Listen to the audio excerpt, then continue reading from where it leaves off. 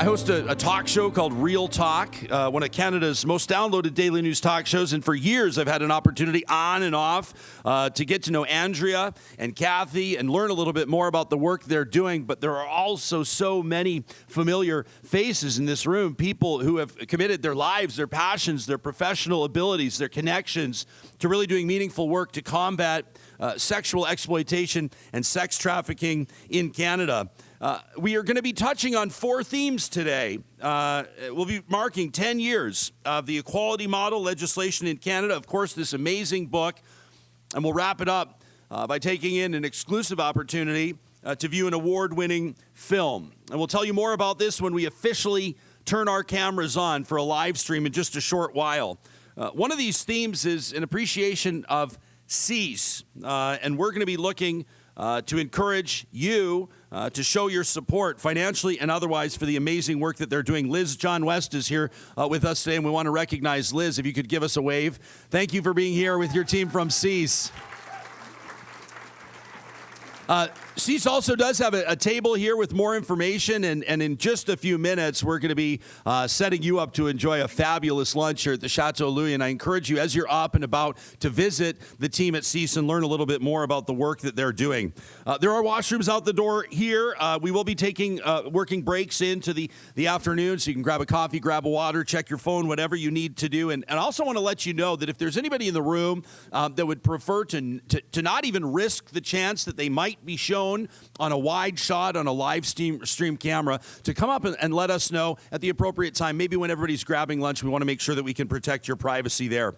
It's an honor for me right now to welcome to the stage, and they're going to be up here a few times through the day, but to officially get things started by acknowledging exactly where we're gathering here today, please extend a warm welcome to Kathy King and Andrea Hines.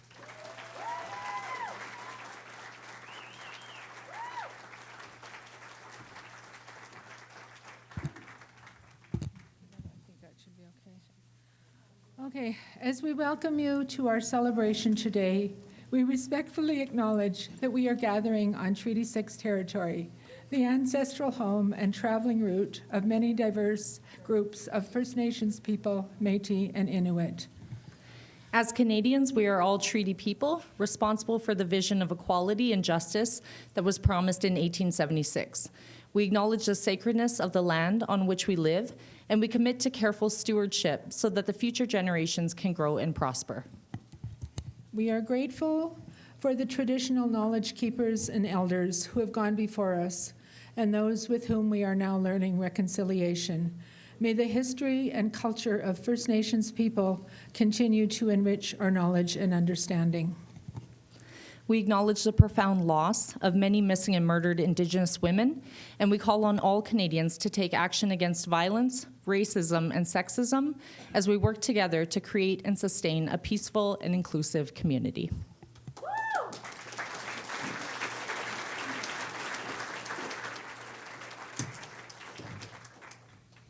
Thank you very much, Andrea and Kathy. It's my honor at this point to introduce Elder Karen McKenzie, who will provide a short teaching and a blessing for our day. Karen, everybody wants to applaud you, but you got to let me officially do this justice. Folks got to know, Karen, of course, a proud Cree Métis woman, co-founder and president of Macintosh Canada, which is an international consulting company. Among her many honors, Karen sits with circles of elders for Edmonton Catholic Schools, the City of Edmonton, and the Edmonton Police Service. Please respectfully refrain from any photos during her prayer. Welcome, Karen.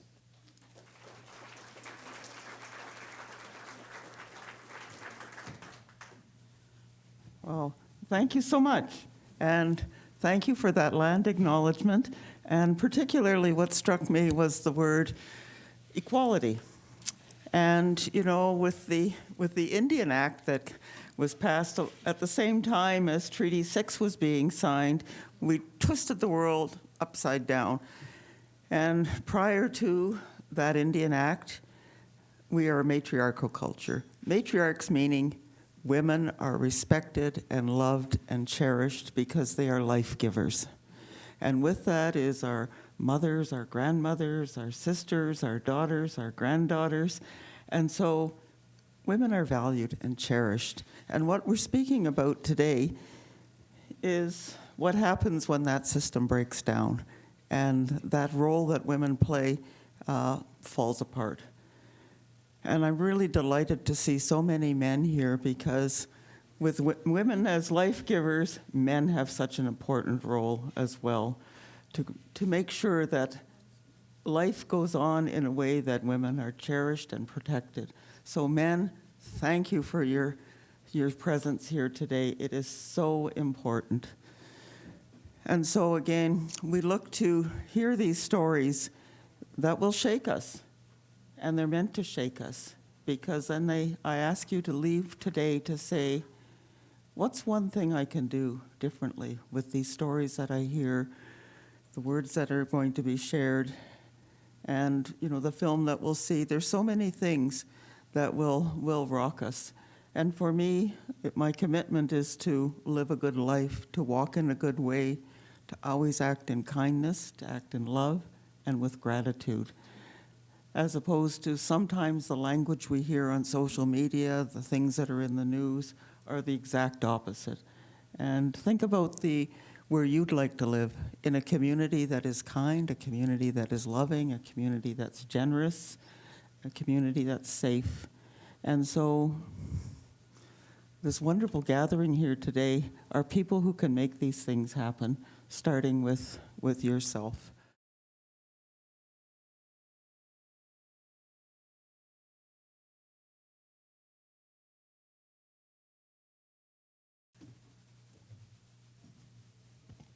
Thank you so much. It's my pleasure now to invite the force of nature, who operates under the name Kate Quinn, to come say grace. Clearly, she needs no introduction.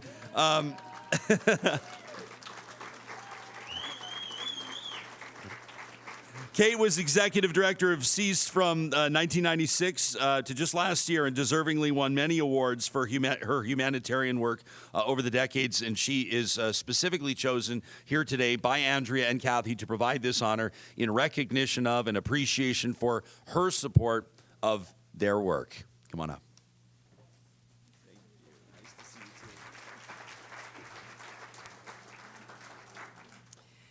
Let us be thankful for this opportunity to gather with family, friends, and colleagues.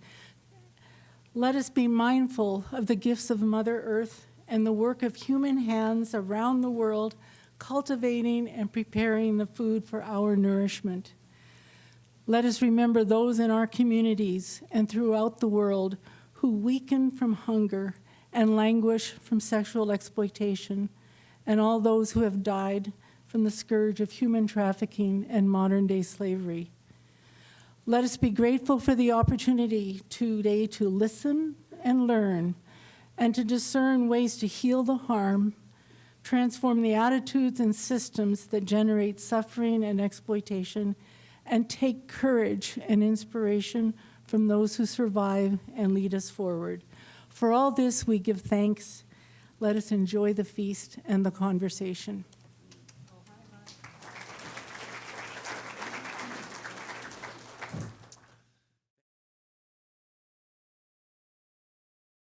Together, we're bringing leaders and allies in support of ending commercial sexual exploitation and sex trafficking. I want to issue a special thank you from the bottom of my heart to Empower Men, who are here from Winnipeg, Manitoba. They're sponsoring this event today.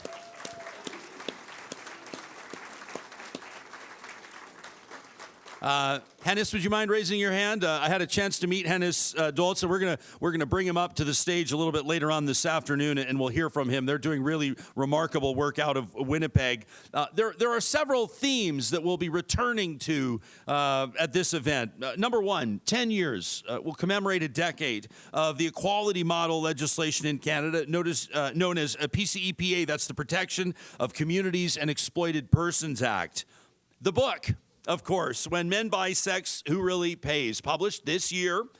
Copies are available for sale for those of you in the room.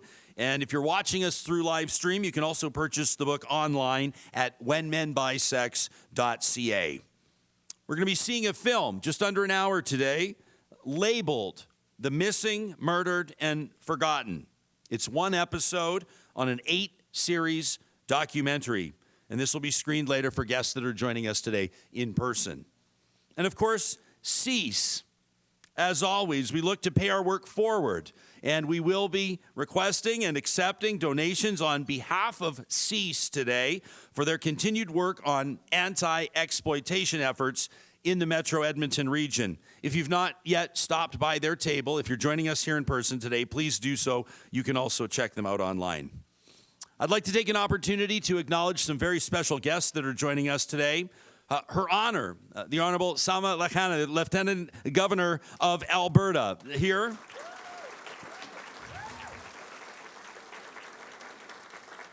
Along with His Honor, Dr. Zahir Lakhani, and the Honorable Tanya Furr, who I have to imagine is just back from Red Deer, the United Conservative Party's AGM, one of the largest political gatherings in Canadian history, by the way, wouldn't you know? The Honorable Minister of Arts, Culture, and Status of Women. Thank you for being here today. At this time, I'd like to invite Her Honor, the Lieutenant Governor of Alberta, the Honorable Salma Lakhani, to provide greetings.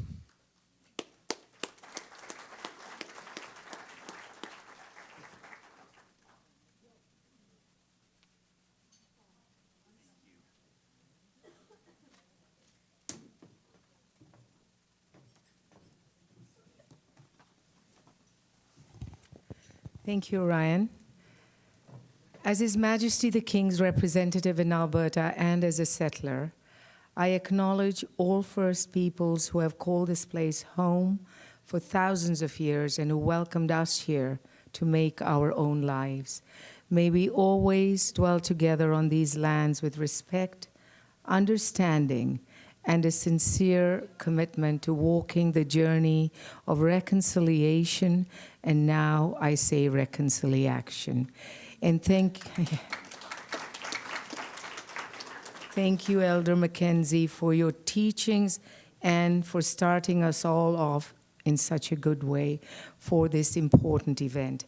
Before I get into my remarks, I also want to acknowledge and applaud the presence of my aide-de-camp for today, Captain Jean Kushner. Yeah. Jean, as some of you might know, is a volunteer with the Office of the Lieutenant Governor. He has another job, but he has chosen today, Sunday, to be with me and with all of you wonderful people today volunteering his time. So with that, I also want to acknowledge each and every single person in this room who volunteers their time to move our communities and our province ahead. So I'd like to give a big round of applause to everyone in this room who volunteers their time in whatever capacity. Thank you. Thank you.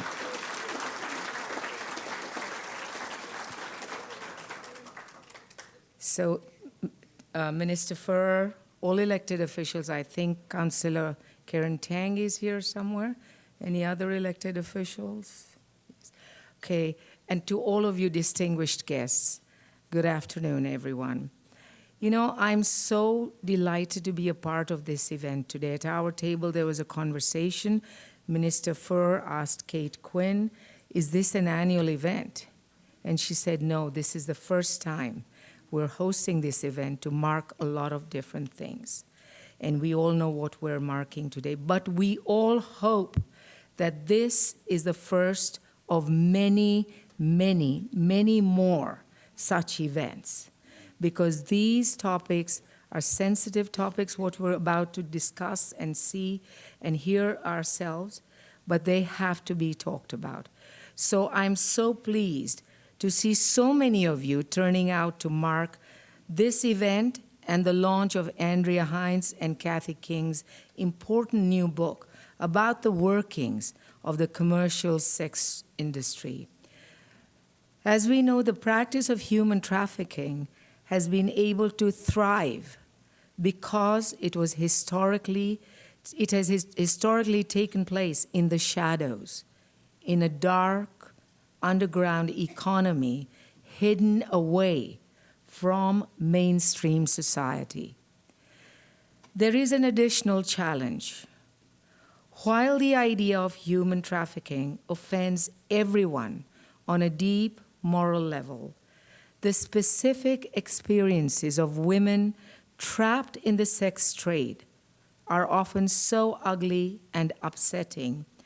Our impulse is often to avert our eyes from them.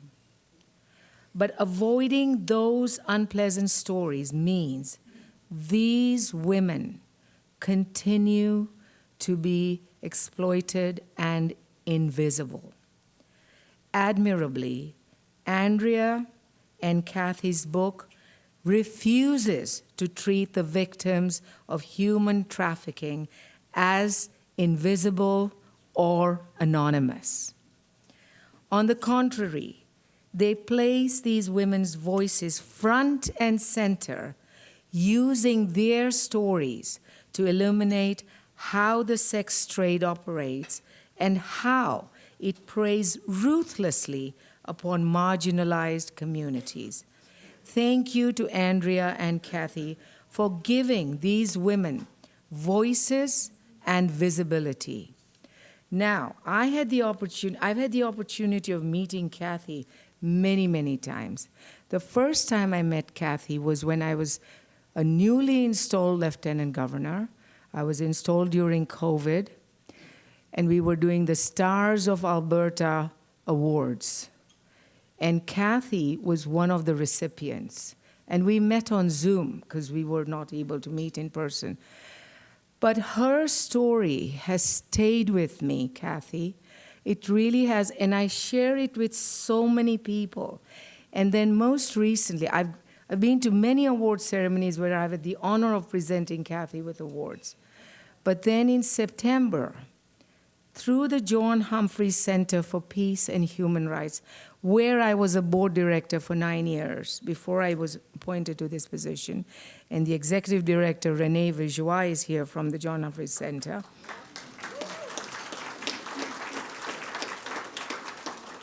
Andrea and Kathy were presented a Human Rights Award. And it was such an honor for me to present that award to them. And so, you know, on all these occasions, I have been so inspired by Kathy and Andrea. They have turned personal tragedy into powerful action so that others do not have to go through what they and their families have been through. It is clear to me that you both see this issue as too urgent, too vital to be couched in euphemisms, and this is something we can all learn from you. After all, if we are to stop human trafficking and all the misery it leaves in its wake, we first need to confront it in all its terrible reality, a reality which Andrea and Kathy capture vividly and compassionately in the pages of their book. As His Majesty the King's representative, I congratulate both of you on the publication of When Men Buy Sex, which I hope is read and discussed as widely as it deserves to be. Let me conclude by saying it is a positive sign to see so many men lending their support to this very, very important issue. It is important that we do not dismiss human trafficking and sexual exploitation as merely a woman's issue. All of us, women and men alike, have a vested interest in ending this problem once and for all.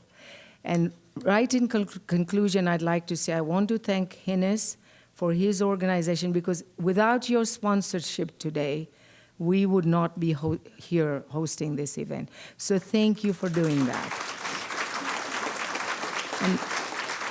And when I was chatting with Hinnis earlier, he said these are issues that affect us all across the country and all across the world. And I'd like to acknowledge the presence of Paul Brandt here, who has an amazing story to tell with through his organization and the work. Zahir and I had the opportunity of listening to Paul's work, and your organization is called Not in My City, right? At the Rotary District meeting, Paul came and shared his story about why he is where he is and what led him to it. So thank you to each and every person in this room. And you know, by getting together, by talking, by collaborating, that is the most important thing. The African saying, if you want to go fast, go alone. But if you want to go far to tackle these kind of issues, go together. So let us all go together to address these issues. Thank you so much.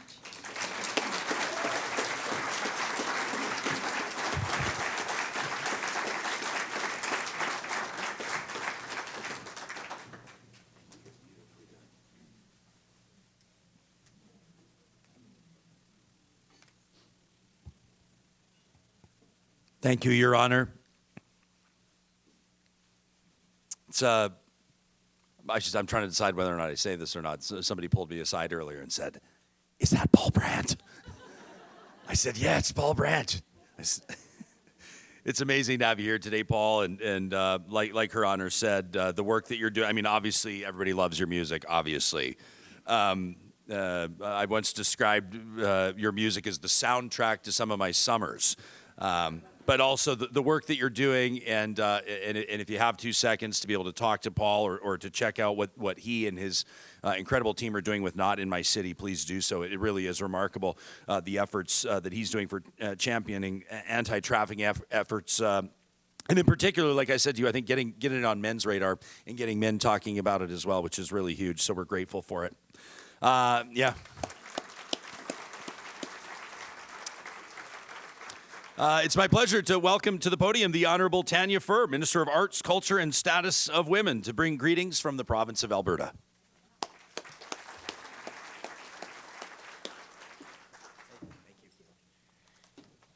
Well, thank you so much, Ryan. And I must admit, I'm a huge fan of Paul's as well.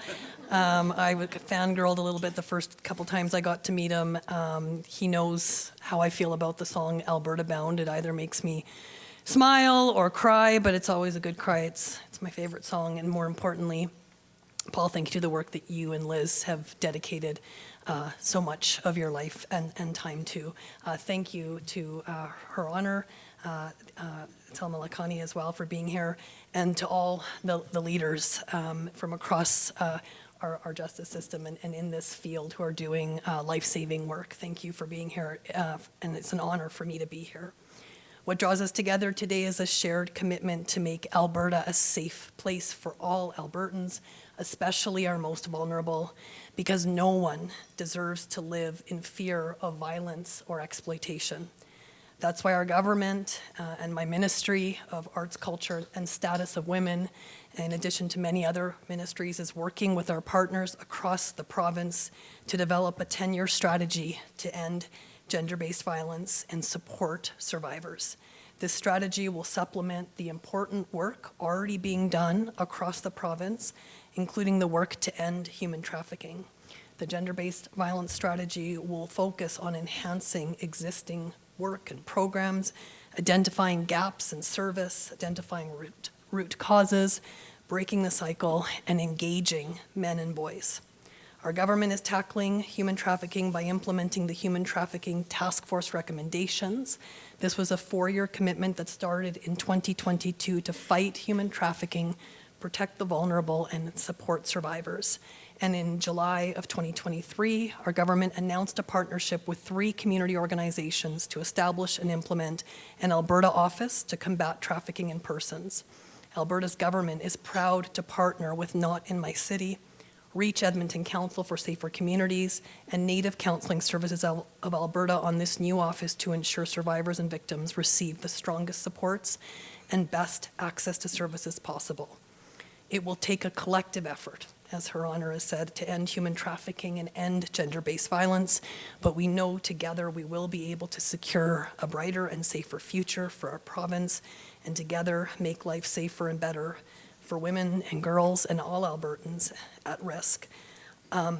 I want to say a special thank you to Andrea and Kathy. You and your partners, the work you do, you're literally saving lives, right? Like there's this expression of, did anyone die? Oh, don't worry about it. Yeah, it's all like what you did. So we sometimes, when we stress or worry about things, it's like, well, hey, relax, nobody died type thing. The work that you and the partners in this room is literally saving lives, and we cannot thank you enough. And I truly feel honored to be here today. Thank you for having me.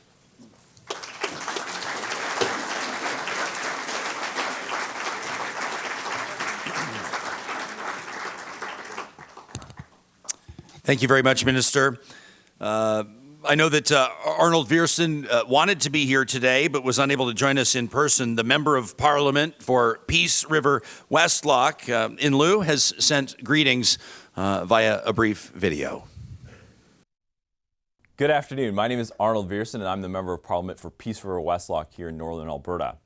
Unfortunately, I was not able to join you today to celebrate the 10 years of PASEPA, Canada's equality model legislation. I want to thank Andrea and Kathy for their relentless work to end the demand, and most recently, the publication of their book. 10 years ago, Parliament took the historical step of expressing its grave concern about the exploitation and violence inherent in prostitution through legislation. In Bill C-36, the buying of sex was made explicitly illegal because of the harm and violence created by the demand for prostitution. The goal of Parliament was to protect human dignity and the equality of all Canadians by discouraging prostitution, which has a disproportionate impact on women and children, particularly Indigenous women and girls. The reality is, when prostitution is legitimized and legalized, it creates two classes of people: those who can be commodified and sold, and those who should not be. I believe that in Canada that there are some things that are just not for sale. My vote's not for sale, my kidney's not for sale, democracy's not for sale, and people should never be for sale. And I'm committed to working with you to build a Canada where no one is for sale. Where girls and boys like my sons and daughters can grow up in a society that cherishes dignity instead of objectification, affection instead of coercion. Again, thank you to Andrea and Kathy for doing the great work you are doing. Working together, we can build a future free from exploitation and trafficking right here in Canada. Thank you so much.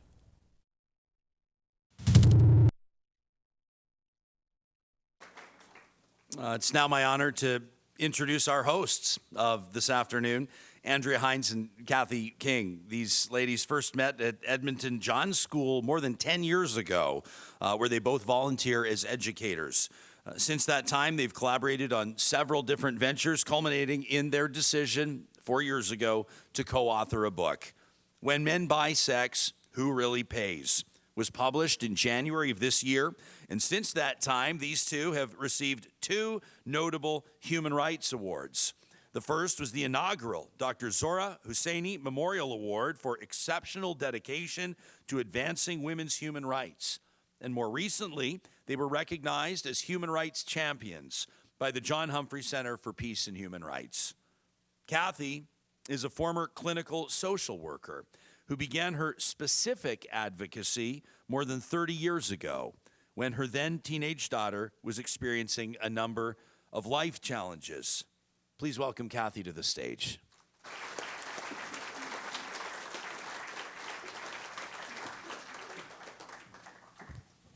Okay. Thank you so much, everyone, for coming today to celebrate with us and to share our vision of a world free from sexual exploitation, where no one gender or class is ever designated as subservient to another, and similarly, no one has the right to assume sexual access. I will touch briefly on our four themes. First, we are celebrating 10 years of equality model legislation in Canada. For 10 years, it has been against the law to purchase sexual services. Buyers are the ones who are charged. We were long overdue to remove shame and blame from women who were often coerced or in survival mode.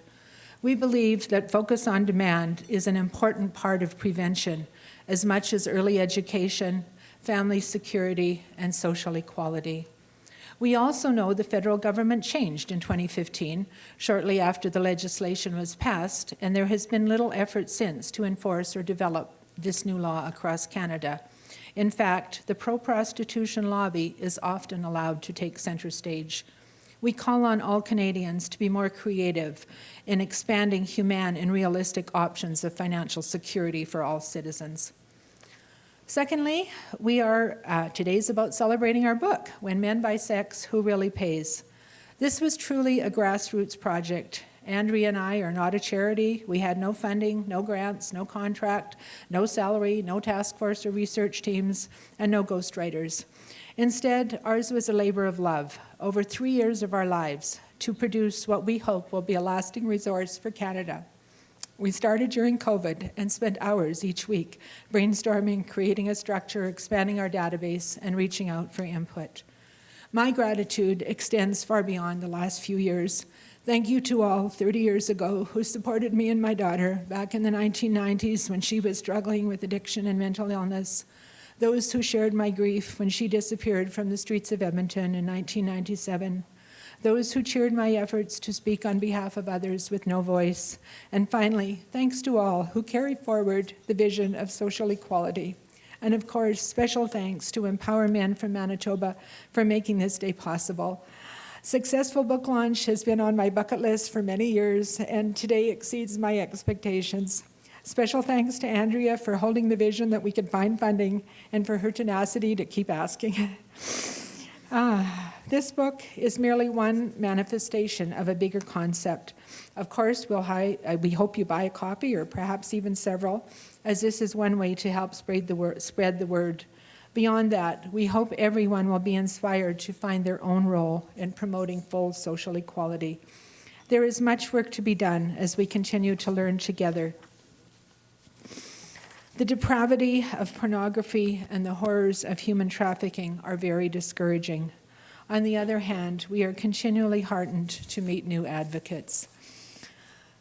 We need the help and support of thoughtful Canadians and our government to defend human rights for all. As one known well promoter has stated, to uphold the rights of victims and survivors is to uphold the cause of freedom. Thank you for those words, Paul Brandt. Thirdly, we are celebrating an 8-part documentary labeled, which is about the hypocrisy of the so-called sex industry. Labeled was executive produced by Andrea during the same period as our book. Episode number 5, The Missing, Murdered, and Forgotten, has won many awards as a standalone piece and will be shown at 2 o'clock. Many of the individuals featured in attendance are here in attendance today. Unfortunately for our live stream guests, the film cannot be recorded at this time due to distribution contracts still under negotiation. And finally, today is about supporting an important local resource. We celebrate CEASE, previously known as the Centre to End All Sexual Exploitation, now rebranded as the Centre to Empower All Survivors of Exploitation and Trafficking.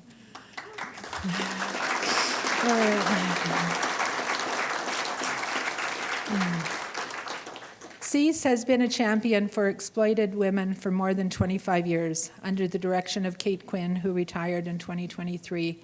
This important work now continues with Liz John West. CEASE staff have been and continue to be the boots on the ground, supporting vulnerable women and providing public education. You will soon hear from several survivors who credit CEASE for part of their freedom journey. We hope CEASE will be the beneficiary of generosity for anyone able to make a financial contribution.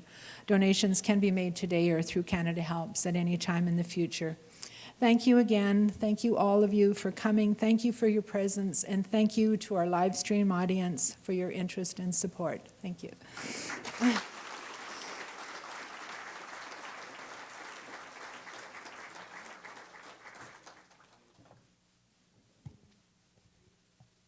Thank you so much, Kathy.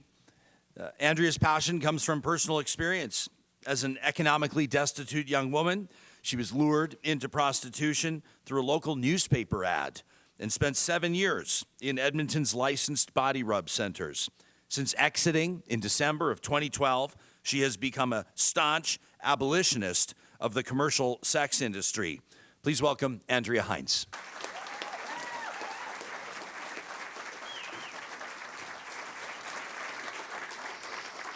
Thank you, Ryan. Thank you, Kathy, for so well articulating the reasoning behind this event and the work that we do combating commercial sexual exploitation. It goes without saying that it has been an absolute honor for me to work so closely with Kathy King, a brilliant woman and tireless advocate. Thank you to everyone who is here today because this issue is also dear to your heart or one that you want to learn more about. For the last 50 years or so, there has been a concerted and well-funded global movement to reframe the grave human rights violation of commercial sexual exploitation as an occupation or a job like any other. But through the research that's been done, and most importantly, the testimony of experiential women and survivors, the inherent harm of the sex industry is becoming more obvious. How many women and which women are we willing to sacrifice to meet the male demand for unfettered sexual access? Globally, tens of millions of women and girls are sex trafficked every year simply because there are not enough willing sellers and because so few governments care to take any action in regards to addressing consumer demand and naming this offense as a form of male violence against women. Everyone is on board with tackling human trafficking, but many neglect the next step, which is combating the expansion of consumer demand. In our minds, this is the real fight. For those aware of the frequency and severity of this issue, it is incredibly frustrating to see a nonchalant public response. We are talking approximately 2 million sex buyers across Canada, many of whom keep traffickers in business. Public education is desperately needed to change societal attitudes, as well as stringent laws to criminalize the purchase of sex or profiting off of someone's sexual exploitation in any way. Canada has one of the best drafted equality model laws in the world. We have seen a dramatic decrease in the number of sexually exploited people murdered since its enactment in 2014, particularly with regards to our Indigenous sisters. Still, we lack the public and political will to fully commit to accountability for exploiters and meaningful long-term support for those who are being victimized. At this 10-year mark, let us celebrate what has been accomplished and the hard work that so many of you in this room are doing. We thank you. We recognize the need to carry this energy forward in bolder fashion for the safety and well-being of vulnerable persons in Canada. Let us also remember that there are many good men who stand with us as allies, the men in policing, the men with the crown, educators at the John School and in academic institutions, men writing books, starting podcasts, creating and leading NGOs, men in government roles who are pushing for change, and those who consciously and consistently treat the women in their lives with respect and equality. A very, very special thanks to our sponsors, Empower Men, the Mama We Center, Reach Edmonton, and Not in My City. Thank you to the officials who came here today to hear survivors bravely speak about their experiences, to our elders who opened this event so tenderly, to our fantastic MC, Ryan Jesperson, who has repeatedly made space on his show for this conversation. Everyone who has volunteered today, our live stream crew, our musical performers, and last but not least, the incredible hotel staff. It takes a village, as they say, and Kathy and I greatly appreciate you all being a part of ours. Thank you for any book purchases and donations to CEASE that you were able to commit to. Every bit helps to keep the good work happening. Thank you very much.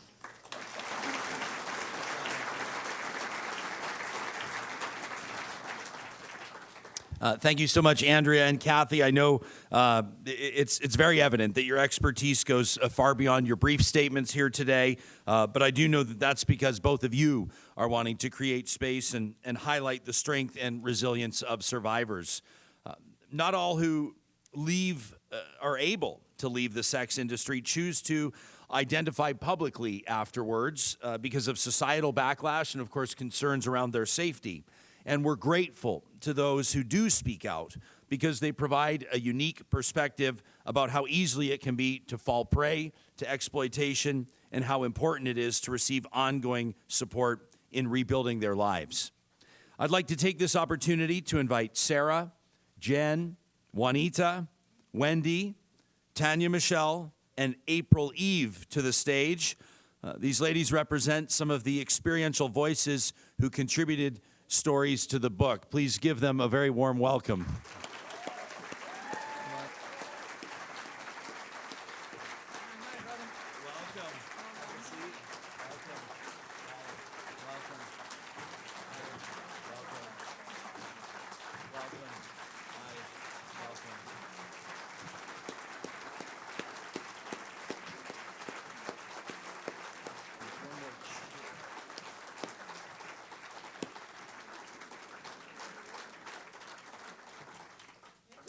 A standing ovation. Yeah, you can move down if you like. No problem. No problem. You guys are right on the edge.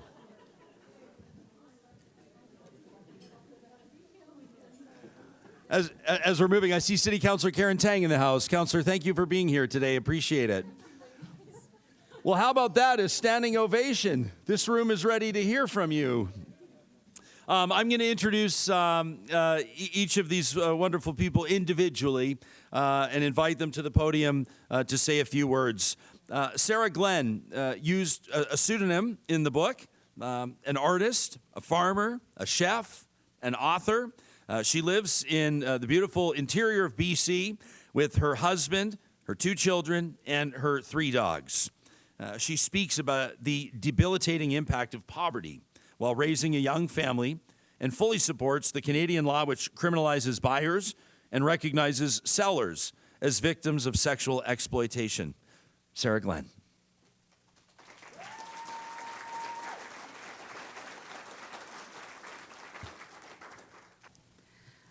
I still feel the effects of poverty and everything that I stumbled over to escape it.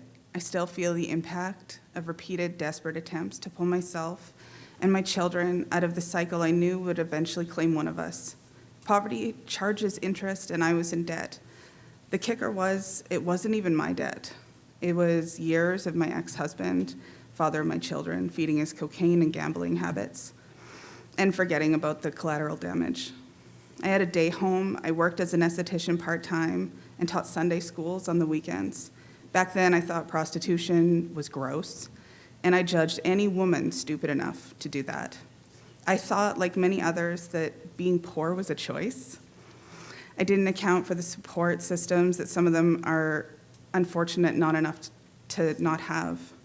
However, after a series of adverse events spanning 7 years, I too ended up in the sex industry.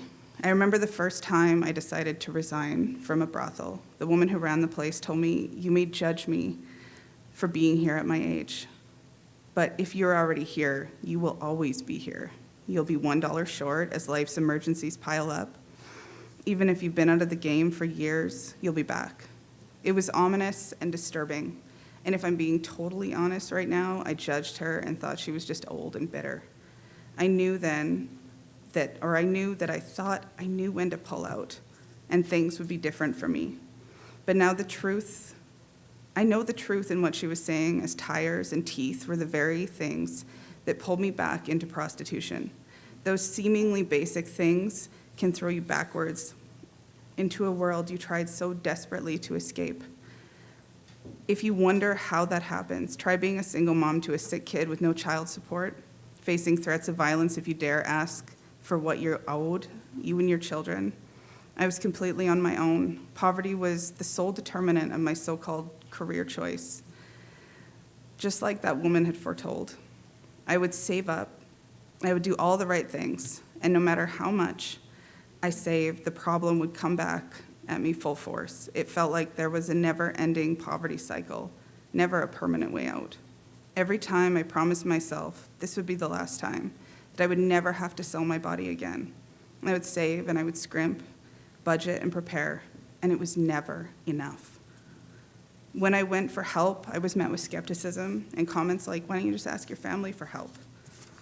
I had to be on my 5th pelvic surgery and completely broken before I was offered any type of meaningful assistance. Like many other single moms, I bartered my body. When I needed food, the John who was a rancher would fill my freezer. When my vehicle broke down, another one would have his mechanic fix my car. A John who was a dentist provided dental care for me and my children in exchange for sexual access to me. The barter becomes fuzzy when these men find ways into your personal life. I naively thought that we were friends and that sex alone shouldn't dictate a relationship. But over time, I realized these men didn't see me as a complete human being. In their minds, I was rented property. And for their help, I owed them more than just my body. I owed them my soul. Several Johns asked me to marry them, and saying no to a few resulted in violence. And I told them I would never feel fully myself, and that they only knew a really small part of me. They knew a very curated and airbrushed version of who they wanted me to be. my boundaries continued to be trampled on to the point where I did have to leave Alberta to escape these supposed friends. The entire prostitution system is grounded in a core belief that women are less than, that they're a product for men to consume, something to be used and abused, especially when we're at our lowest. I realized too late that just because I was the person that sold me didn't mean I was any less trafficked. The commercial sex industry victimizes all women, and it's time for that to finally change.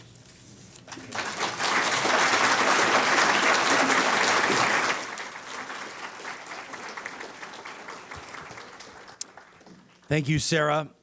Jen Kovacic grew up in Edmonton and as a teenager was trafficked in Western Canada and then Macau, Asia. Since her liberation, she's raised her daughter as a single parent. She works in healthcare, is a visual artist, and an art instructor. Jen also created, in 2006, the Butterfly Project to help provide free services to women exiting sex work to boost their confidence. It includes teaching art lessons. She speaks to the importance of having a supportive network to help people find their own wings. Here's Jen.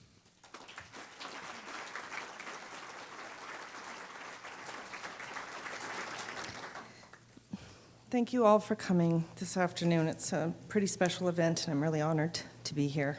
I'm already verklempt. My name is Jen Kovacic, and I survived sexual trauma, sexual exploitation, and trafficking as a teenager. I am profoundly grateful to have escaped this life and evolved from it. I'm also middle-aged now, so I have to move this far away so I can see this. Okay, where was I? I have no desire to revisit the details, but a summary is provided in the book to those who are interested. Today, I would like to focus on the importance of having a solid support system and opportunities for healing for anyone who's trying to move forward from sexual violence and exploitation.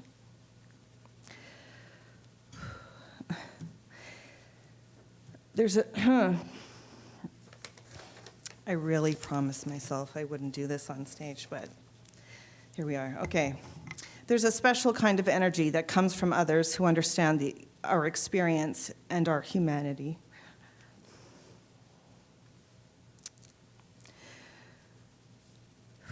Sometimes just being heard and valued help us see our own potential in a new light. These connections give us the courage to step forward and embrace our strengths and move towards a better future. For myself, some of the most important connections that helped me grow forward, and thanks, Kathy.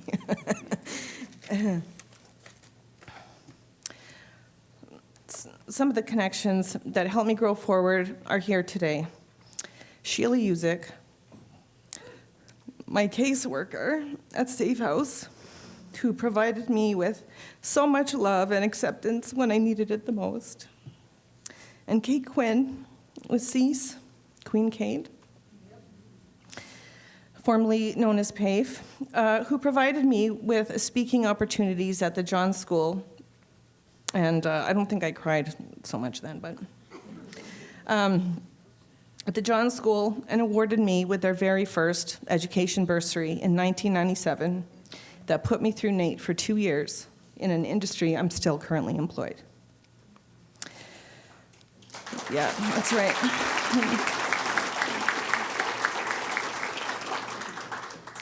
Maureen Reed, who was my support worker at Crossroads, another group home for street-involved youth, and then liaison at CEASE 25 years later, who was so wonderful with me. Gay Catherall, who was my outreach worker until I was on my feet, and many others whose lives touched mine in a positive way. These beautiful souls gave me and so many others a lifeline to a new reality.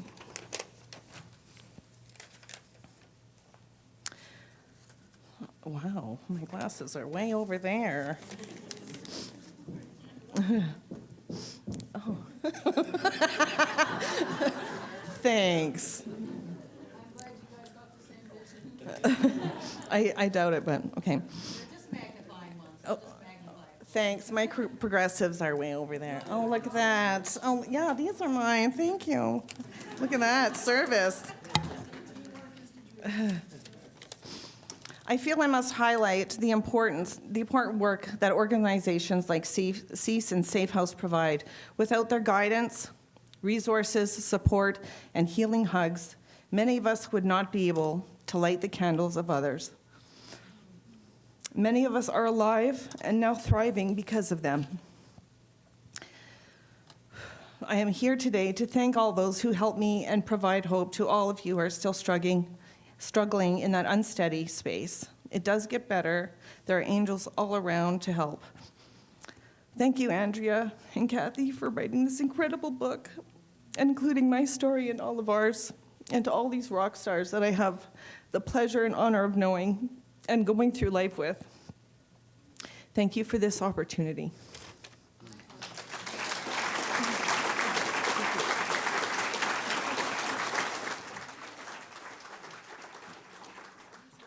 Thank you, Jen. Remarkable. Juanita Murphy also grew up in Edmonton. I can get your phone. Yeah. Well, I know which one it is.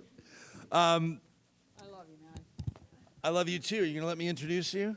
Sure. Depends what you're saying. Yeah. We were fast friends. The energy you bring into a room is, something else. And now I'm reading all this serious stuff, impacted by intergenerational trauma as a result of racism, residential schools exploited from childhood. 25 years later, after finally being able to leave her old life behind, Juanita worked as a peer support and educator at CEASE for 15 years. And she's going to read, Juanita, is her poem on familial exploitation, which is published in the book. Please give her a warm welcome. Kathy, you are a queen, man, because I knew you were going to say, I'm always here, but show up, whatever. I think the time change should be asked to people who have FASD and ADHD, because my people and your people are not the same. I don't know how this time change thing, it just messed my life up. I thought today was Saturday and yesterday was Friday. Okay. So my name is Juanita Murphy. I'm going to read the poem first. Familial exploitation, one seed of property, servitude to the family of loyalty is to the family, and loyalty is dark. Familial exploitation entwined amongst the basic needs of survival. The seed falls in the umbilical poison of generations of trauma. And family blood is pumped into the brain, scattered, dysfunctioning cell by cell. Neglect is weaved into my muscles. My heart was held together with money, pumping dollars for a meal and love. Lungs pumping like a coal-eaten train, screaming, save me, with each breath. My eyes are forced to focus on men with money. My brain is walking through dog shit, needles, condoms, empty alcohol bottles, and drugs. Just to hear my father say, "Where is Daddy's little girl?"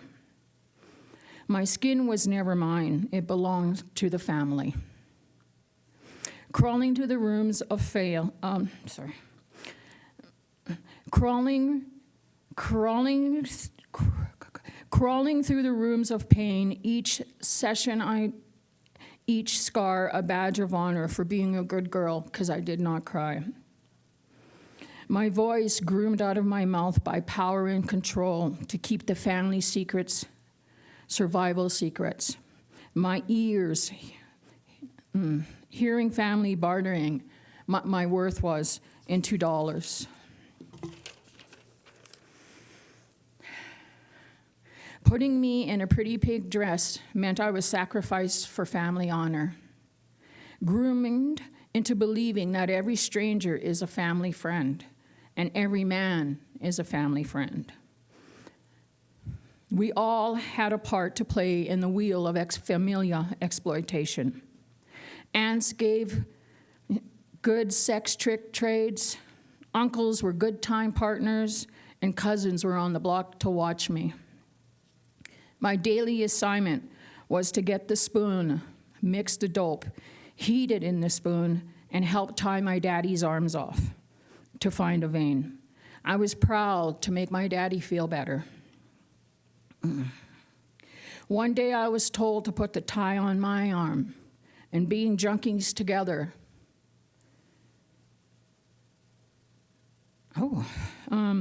being junkies together was family love.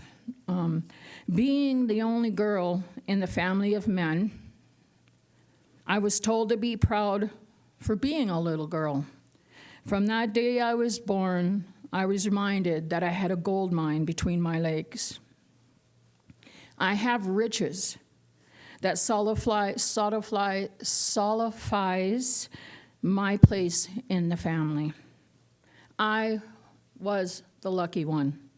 I could hear my brothers crying, sorry, just a sec. I can hear my brothers crying, and I began to wonder, what price did they pay to establish his place in the family?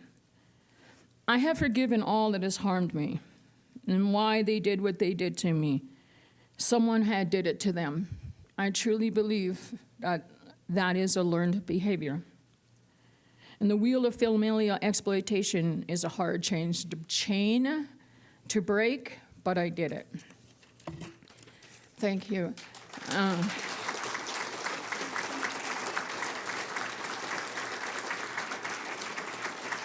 Thank you. I know I got a minute, Kath, just give a sec. So I just want to explain, as a woman of colors, I am half Black and half First Nations.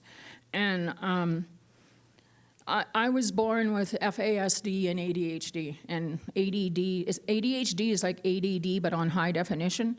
And then FASD is fetal alcohol spectrum disorder, which means my mother was drinking while she was pregnant. And I've learned to accept it, and I am a queen of ADHD, and I honor it. Yeah, I can't get rid of it. But my goal today is just to bring forth a familia exploitation, which is family exploitation. We often talk about girls and boys, but we never talk about the family. It is hard. My father was my pimp. My father was my drug dealer. My father and I were junkies together. And like I said, my uncles and my aunts were making deals with me. And, you know, I was surrounded and being used as a commodity the minute I was born. And I just want to say we need to raise awareness in Canada about familia exploitation, family members exploiting other family members. It is one thing to have a pimp, but it's another thing to have a pimp father, a pimp brother, a pimp sister, a pimp aunt. So my goal today is here to raise awareness for familial exploitation. Hi. All right. 2 minutes.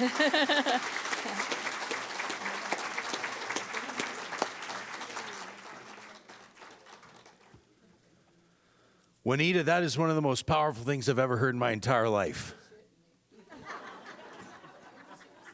Yeah, I'm trying not to cry right now.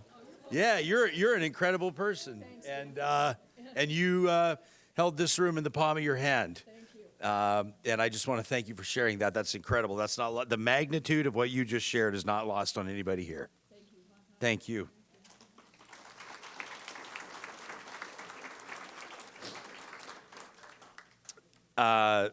Wendy Ferris joins us today from New Brunswick, decades after being forced to sell sex as a young woman by a previous so-called boyfriend.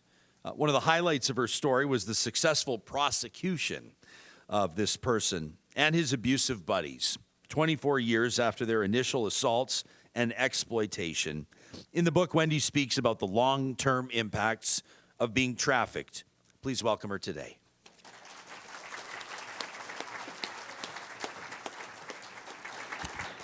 Thank you. The prosecutor that prosecuted my abusers is there as well, Mark Hazawaranga.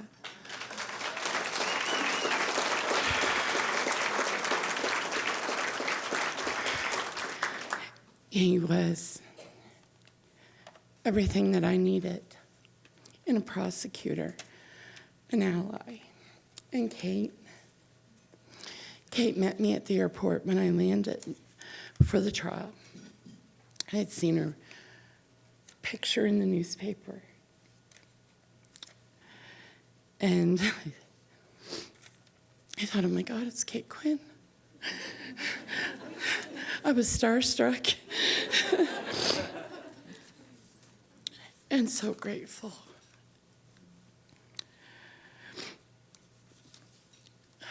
The work that Kathy and Andrea do, it's not for the faint of heart.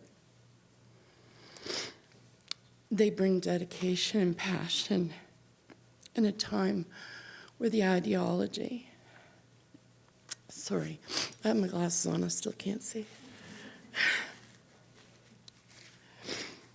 When the ideology of describing sexual exploitation as work is so loud,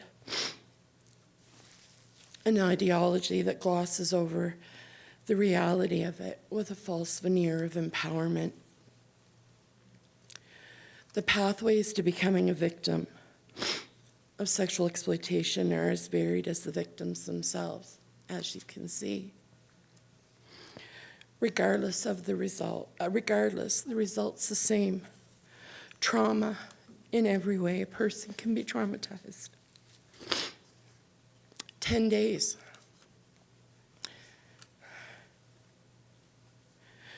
10 days is all it took for the compound traumatic experiences and abuse to change me, destroy me, forced through violence and coercion into selling sex for money, multiple sexual assaults, sodomy, thrown from moving vehicles, strangled by strangers, beaten, left abandoned in the prairie. These are only some of the situations I experienced.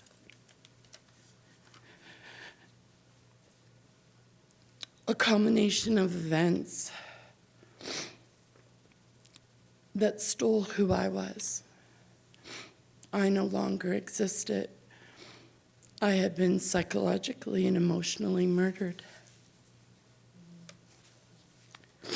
There was no obituary, no funeral, no one grieved for me. I was so traumatized I could not even grieve for myself. I was the only one that knew of this death, and even still, I could not grasp the enormity of it. I was too frozen in survival mode. 20 years after my descent into that abuse, I was away from my abusers, 3 of them. I had 3 pimps.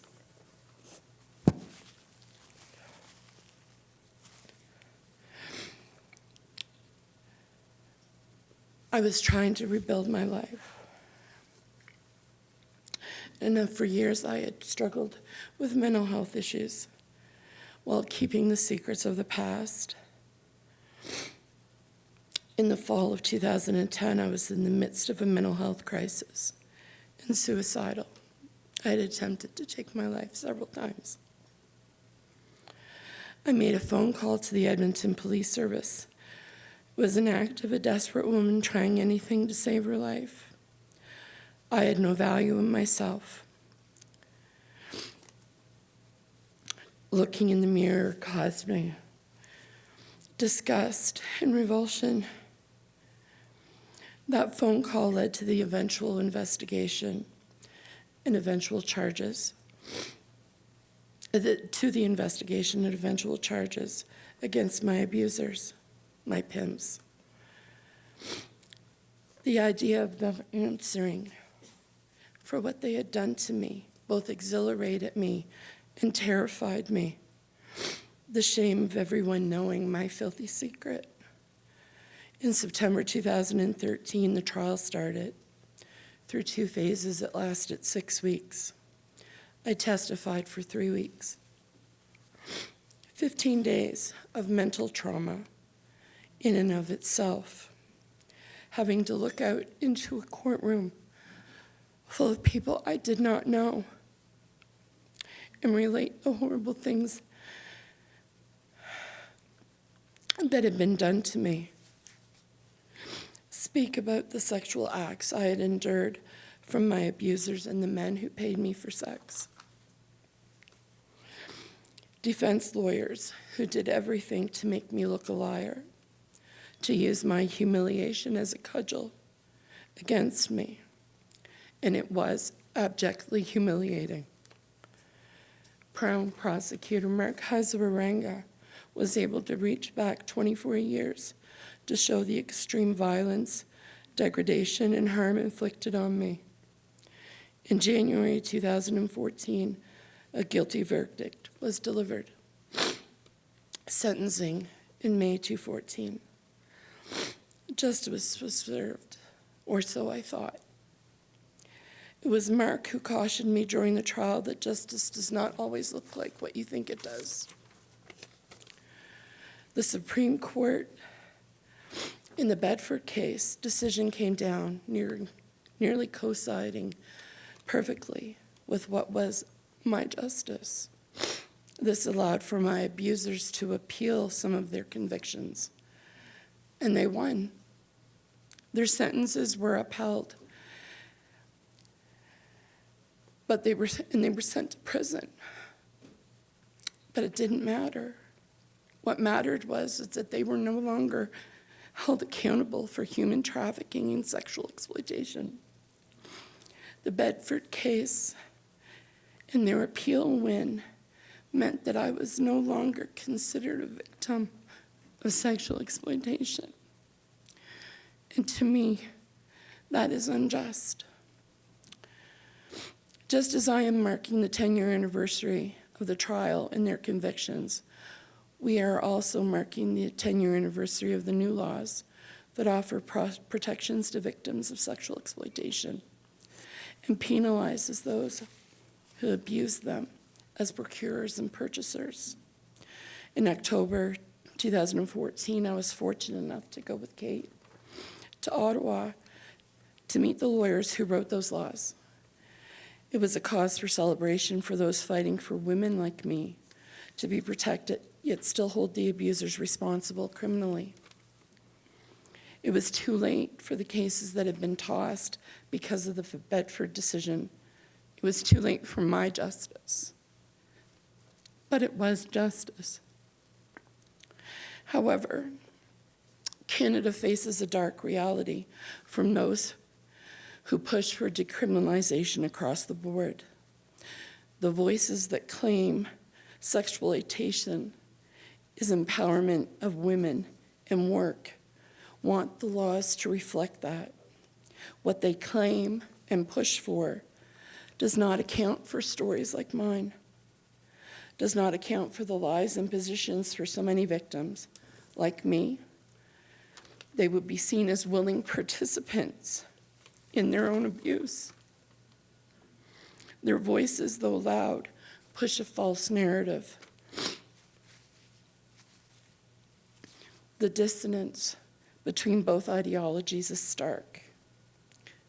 My belief is this: those who are victims of sexual exploitation and human trafficking must be protected. There can be no cracks for which they can fall. If we do not work to that end, we will have failed as a society that seeks justice for all. CEASE works towards that end. They are there for victims, both active and exited. They were instrumental in my being able to endure the 6 weeks of a trial I dreaded. They were there to prop me up when I was ready to fall. They were my cheerleaders, my shoulders to cry on. They were my voices of reason when I could not even reason with myself. They were, and still are, my community.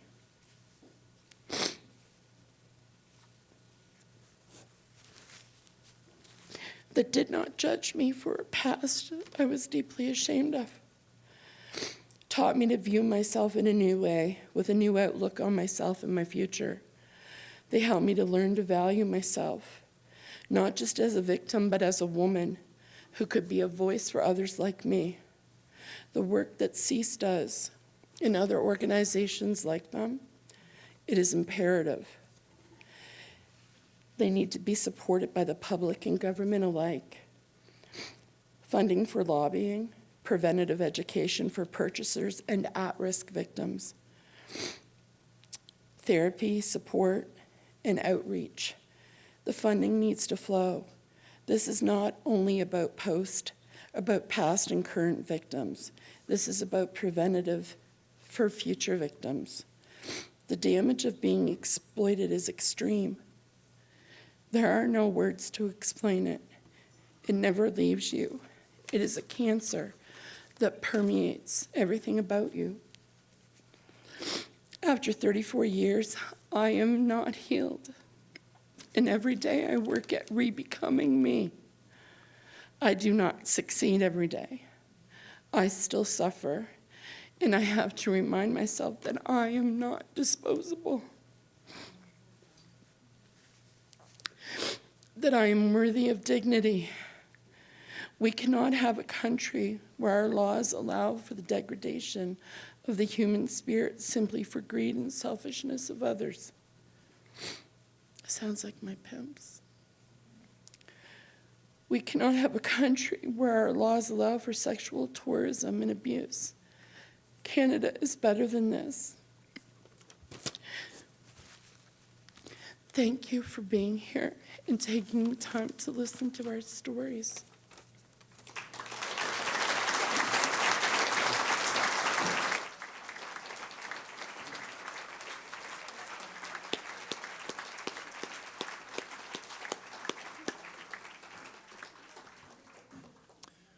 Remarkable courage, Wendy. Thank you. Incredible. We love you. Thank you for that. Amazing. Tanya Michelle is an inspirational woman, to say the least. If you've not heard her speak before, she's taken her story of horrific child trafficking and has turned it around to help others with her motto of "We are made for more." She's developed her own charitable outreach project and will read from her own book, Out of the Shadows, a memoir. Oh, yeah, featured on the program. You can see it here. A memoir of a childhood lost, modern-day slavery, and a life reborn. Tanya Michelle.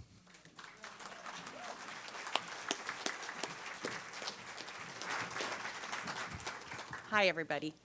Thanks so much for coming. I'm so excited to be celebrating this great accomplishment with Kathy and Andrea. Let me put my glasses on because we're old.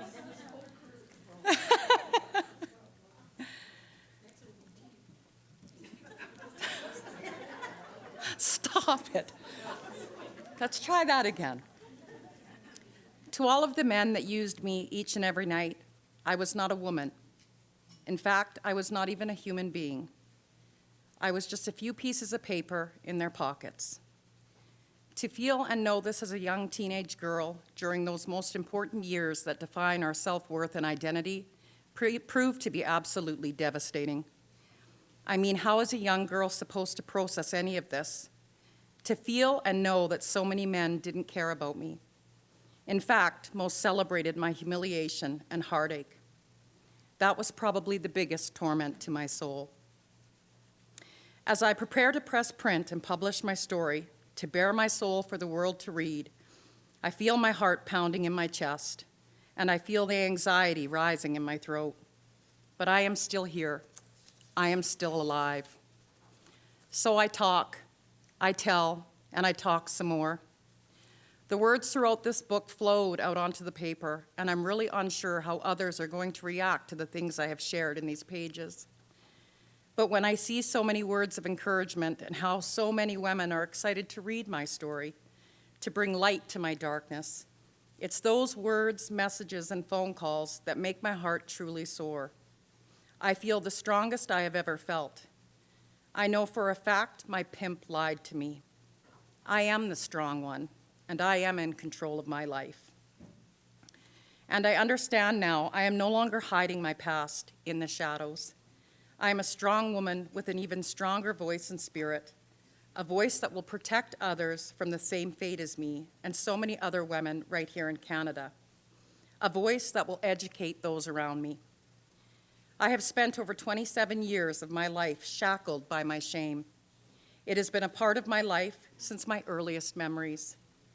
I felt it when I was rejected, when I was made to feel unworthy and of absolutely no value to anyone. I felt it when I was raped and couldn't tell anyone, believing for so long it was all my fault. I felt it when I tried to hide who I was, apologize for who I was, and minimize my talents. Have you felt it? If you are human, I bet that you have. The result is always the same. Shame makes us feel small, flawed, and certainly not good enough for ourselves, let alone anyone else in our life. Shame is the fear of being unworthy, and it adversely affects our relationships with ourselves and others around us. I never thought I would tell my shame story, let alone share them in the chapters of a book. Those secrets held me back and kept me small. The weight of them was crushing. I spent most of my life guarding them and making sure no one really saw me. The thing is, those stories demand to be told. The truth is nothing if not insistent. My secrets were making themselves known in toxic and harmful ways in my life. Addiction, fear, abuse, human trafficking, control, rape, unhealthy relationships. All of those things were my story being told. I just wasn't the one telling it. When I finally became unable and eventually unwilling to keep those secrets anymore, I became a storyteller. By sharing my stories, by writing them down, by allowing myself to be seen in all of my brokenness, I finally found healing. What if the power to heal yourself has been yours all along? What if the secrets you've been carrying, those dark and heavy shame stories, are open to challenge? What would happen if you came to believe your stories are not unspeakable and you could survive the telling? What if you decide to tell the truth about your life story in order to write a new ending? You can, you know. Shame loses its power when it is brought into the light and out of the shadows. Thank you very much.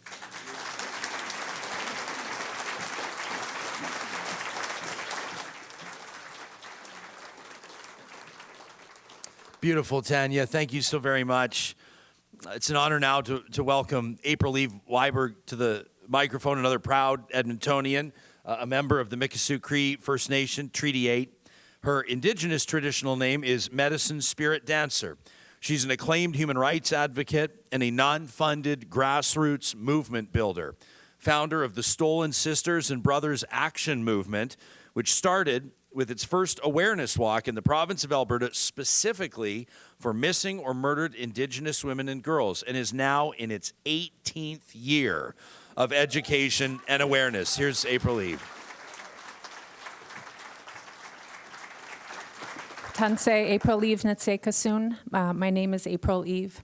Just want to take a moment to acknowledge the other survivors in the room with us today and family members of our missing, murdered, and exploited.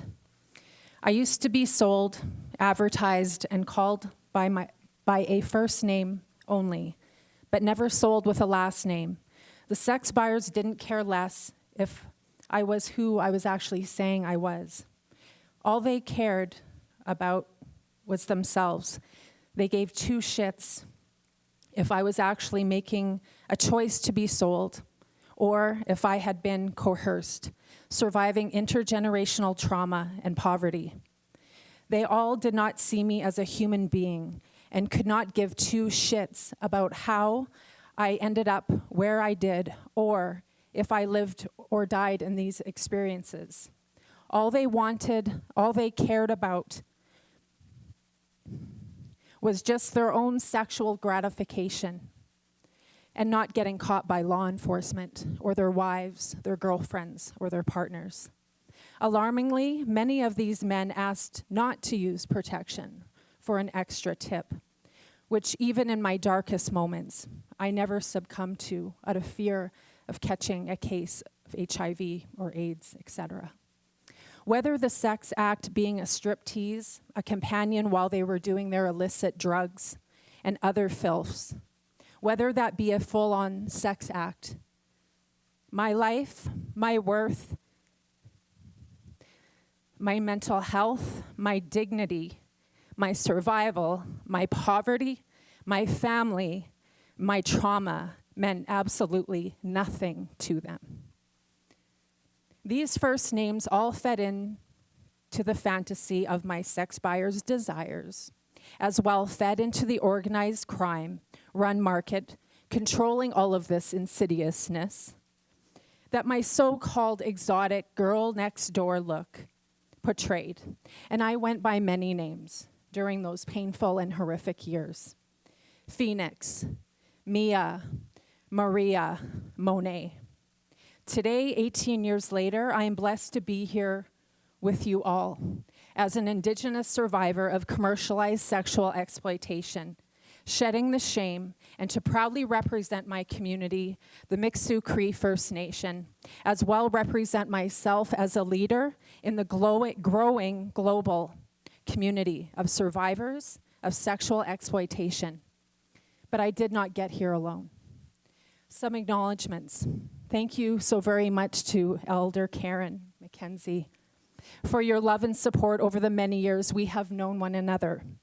You have mentored me and many other survivors, such as our late sister, Gloria Niapatang, a survivor, leader, activist, and Okisakau Way co-founder and artist. Kanana Scompton, for all your prayers and for blessing us here today.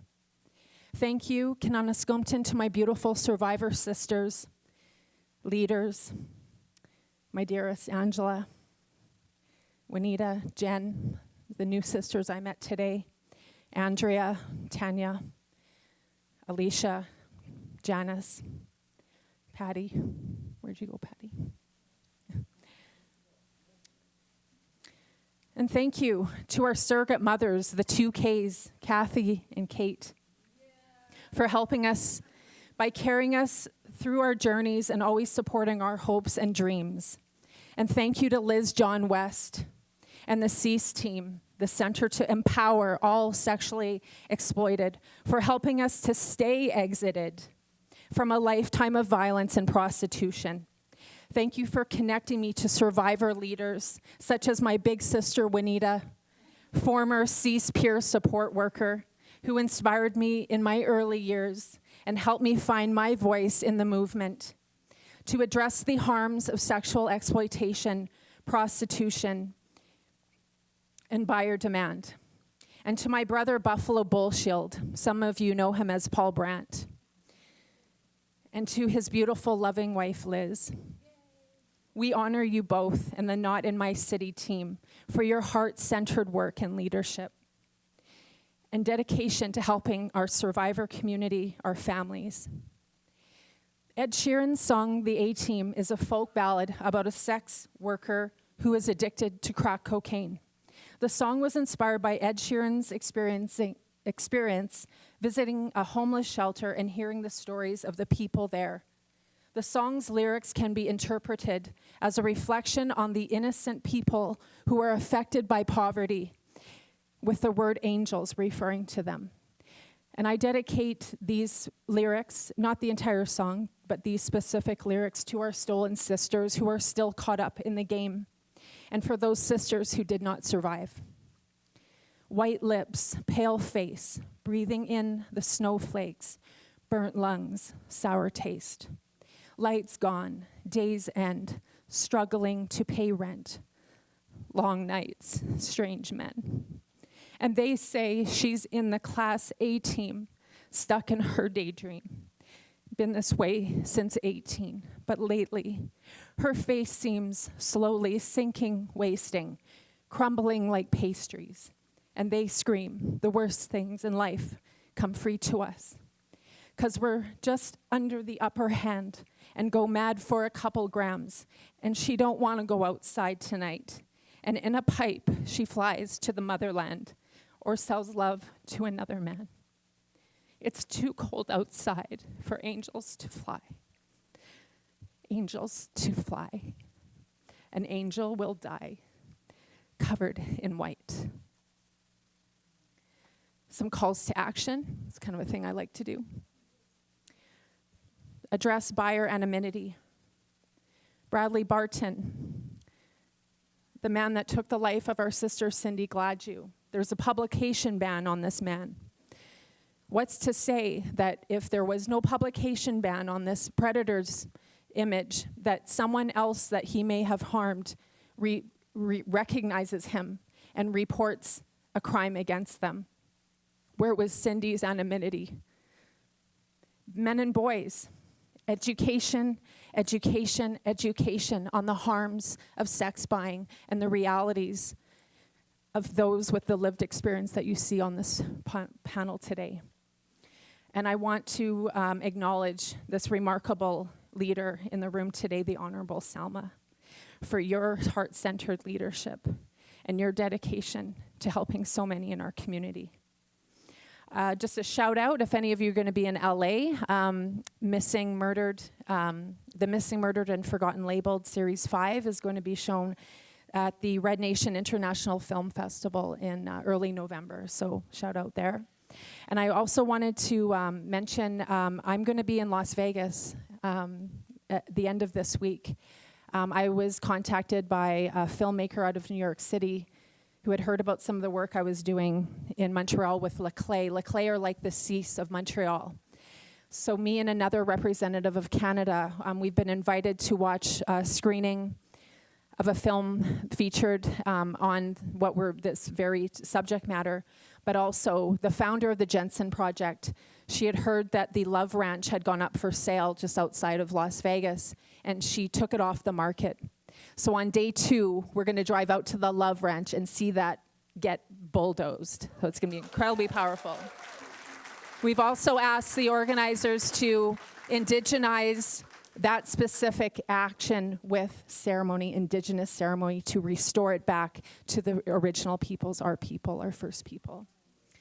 And then not to forget, please read and take action on the National Inquiry's 231 calls for justice.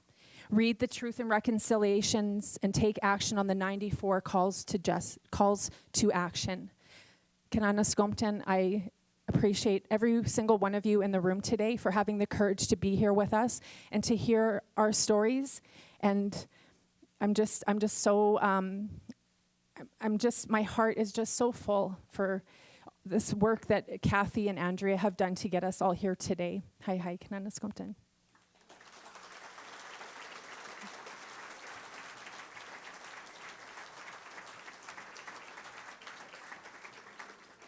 Remarkable, April Eve. Thank you very much. I think we could all probably stand to take a moment to absorb the impact of these powerful stories. And I want to invite you to join me in a moment of silence as we also remember those whose voices and lives were prematurely lost.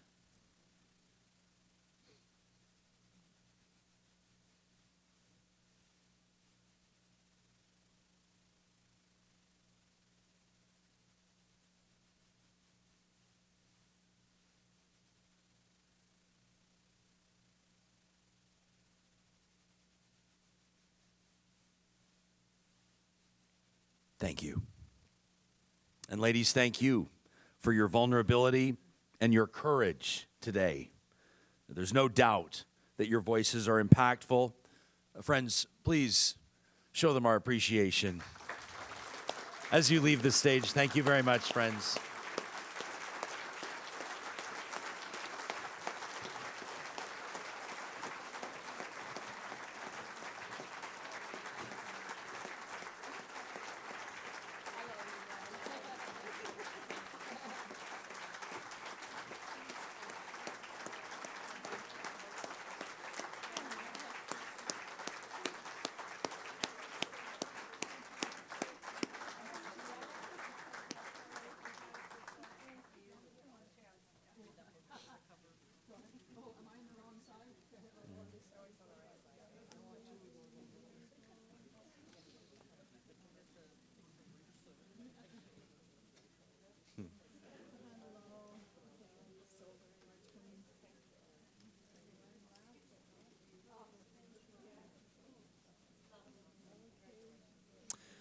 Friends, we'd also now like to acknowledge two other contributors to the book who are present today.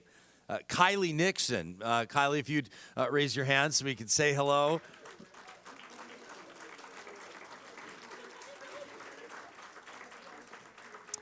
Kylie shared her experiences about living in Edmonton neighborhoods impacted by commercial sexual exploitation.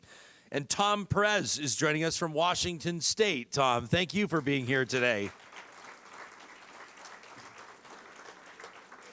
In the book, Tom shares the epic buyer intervention that's developed and run by male volunteers across a number of different states and provinces, including a branch right here in Edmonton, Alberta. You can read more about that in the book.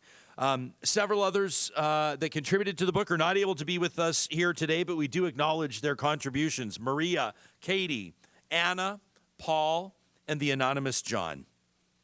Now, we do want to ensure that you have time for a quick break before the film, but we have some brief video greetings. I promise I wasn't going to forget. And so contributors that wanted to be with us here today but couldn't, these women were at the forefront of Canada's equality model legislation being passed into law. Megan Walker is the former executive director out of London, Ontario, the Abused Women's Centre, a position that she held for 24 years. Here's Megan. My name is Megan Walker. 10 years ago, on November the 6th, 2014, legislation was passed in the House of Commons that made prostitution illegal in Canada. I had the privilege of working with Joyce Smith and the Honourable Peter MacKay to help make that happen. The results are overwhelmingly positive. Women who had been in prostitution and felt there were no options, all of a sudden had options. They could leave. They were okay to leave. They were okay to seek services without judgment. And the result of that has meant women and girls can move on in their lives without having to be sexually exploited and abused and harassed by men. The legislation identifies prostitution as a form of sexual exploitation. And that is what it is. That was so important to us when that legislation was passed, because prostitution is sexual exploitation. Women and girls are harmed in the commercial sex industry, and they need help. They don't need to have others telling them that we should decriminalize prostitution. They don't need to have others from the outside coming in and saying, you can do it. Let's get you back into the industry so you can make some money. That's not how this works. If men come forward to purchase sexual services from women, they will receive the full extent of the law. And if women are selling sexual services for whatever reason, whether it be survival or not, they will be immune from prosecution. This is great legislation. 10 years, and I'm happy I was part of it.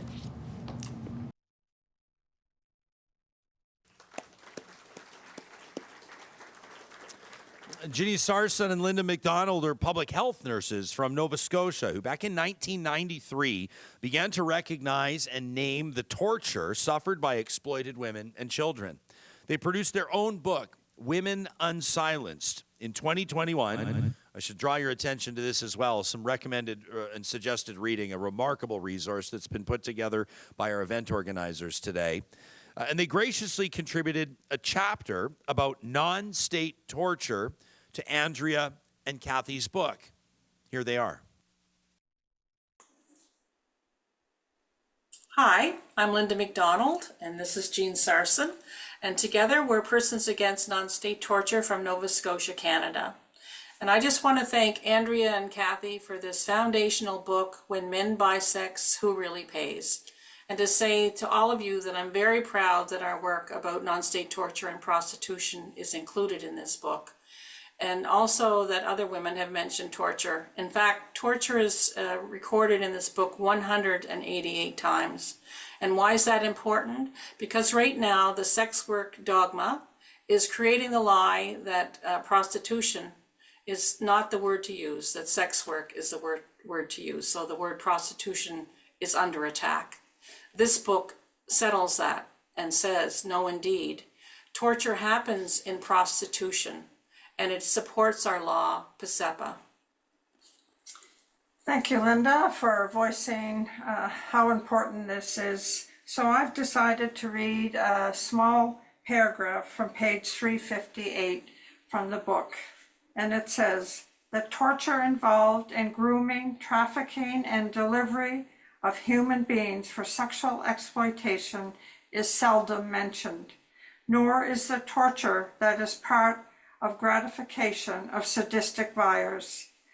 The concept of non-state torture, NST, has been largely absent in this book as it was not named by the experiential contributors who shared histories, nor was it part of the author's awareness prior to 2020.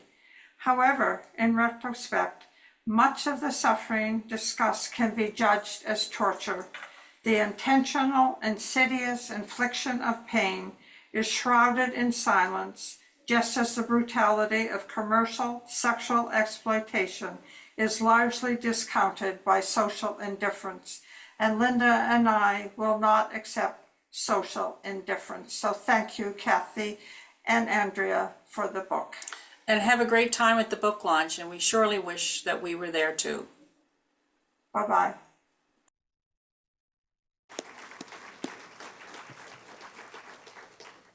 I love that. We will not accept indifference. That's powerful stuff. I know that after everything that we've heard today, many of you are going to be very eager to get into this book, and I want to thank. I mean, look at this happening right now. Thank everybody that's purchasing a copy, and we're going to sell out today for sure. Before you're going to say, no, we can always get more. Yeah, I had a sales manager tell me we're never sold out. Don't ever say sold out. Before we close, I do want to mention again that donations are being accepted on behalf of CEASE in Edmonton right here today to help continue their vital programming. And we also encourage those of you that are joining us online via our live stream to support local anti-trafficking organizations in your area. A final special thanks to Empower Men from Winnipeg who quite literally made this day possible. And it's a real pleasure for me to invite Hennis Stoltz to the stage to say a few words. Come on up.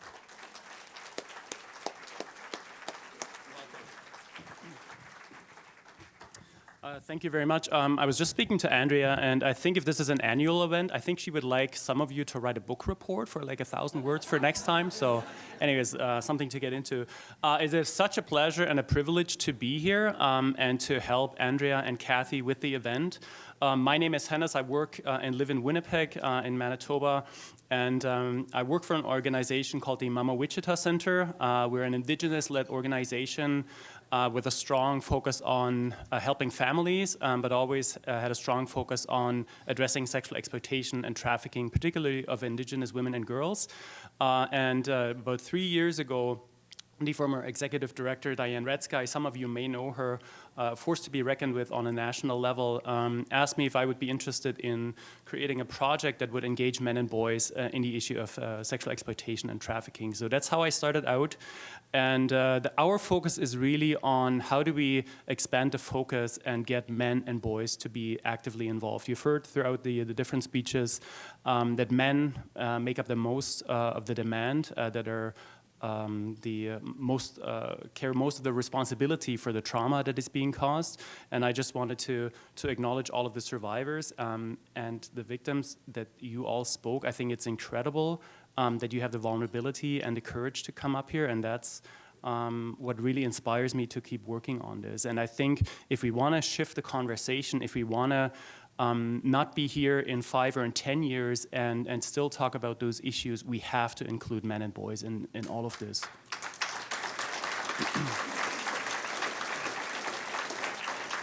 So some of the things that we're working on is education and awareness events. We're doing workshops in schools for young people to talk about exploitation and trafficking. We're doing some research with the University of Manitoba. And then we're trying to build partnerships across the country. And that's how I met Andrea maybe 1.5 years, 2 years ago. We're part of a Demand Action Coalition, which is made up of organizations across the country that run John schools, that work on demand side. And we really want to unite the movement on that level as well. And before I close, I just wanted to make a couple of suggestions. Thank you for the Lieutenant Governor for being here, for championing this, and also for the Minister.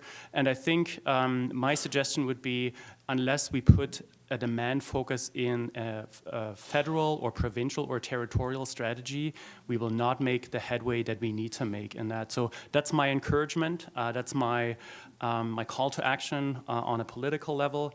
But I think we also need to look at society in general. You know, so many of us who are in this movement. We want to do something, but we have to expand the focus on men and boys as well. Not only those who are exploiting, who are buying, who are trafficking, but there's many good men that may be silenced, right? They may not speak up. And so, again, kudos to all of the men who are here, who are working actively in this field, Tom, Perez, and then also want to acknowledge the folks from Alert Alberta and some of the other police organizations that you're doing valuable work as well.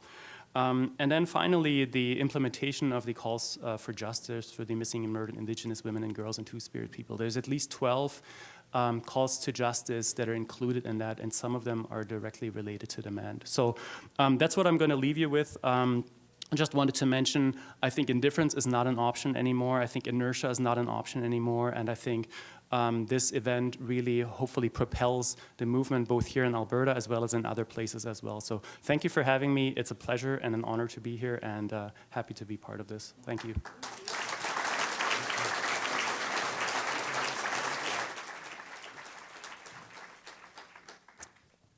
Thank you very much, Hennis. Appreciate that. We also want to extend our gratitude to Reach Edmonton today for offering honorariums to our experiential guest speakers. And I want to thank Not in My City as well for covering the live stream portion of today's event. And thank those of you that are joining us remotely as well. A huge thank you to Kathy and to Andrea for your vision and for your longstanding education, to Kate Quinn for your many years of inspiration and leadership, to Liz John West and Cease for continuing this important work, for the live stream crew at Real Mensch Productions. Thank you guys for killing it today, doing an amazing job. Our experiential voices, these incredibly powerful voices over here, the hotel staff, the culinary team at the Chateau Louis as well, all of our contributors, family, friends, and supporters in the room, our generous sponsors, and everybody else. Apologies directly from me to anybody that we may have missed. Thank you all for coming. We are counting on you to help spread the word. When men buy sex, we all pay.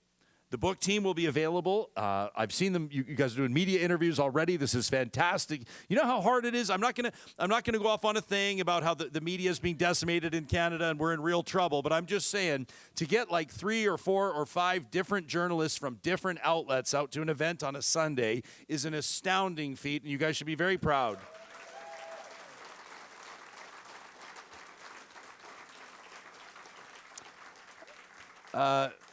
Photos and signed copies of the book are available. We're going to take a brief break, talk in 5 minutes. For those of you that want to maybe grab a water, grab a coffee, those of you that may have to leave, and I encourage you all to stay if you can. In 5 minutes, we will commence the in-person screening of Labeled Chapter 5. A reminder, there is coffee and dessert in the room back there, and during this break, we're thrilled to be gifted with musical entertainment from Kurt Young.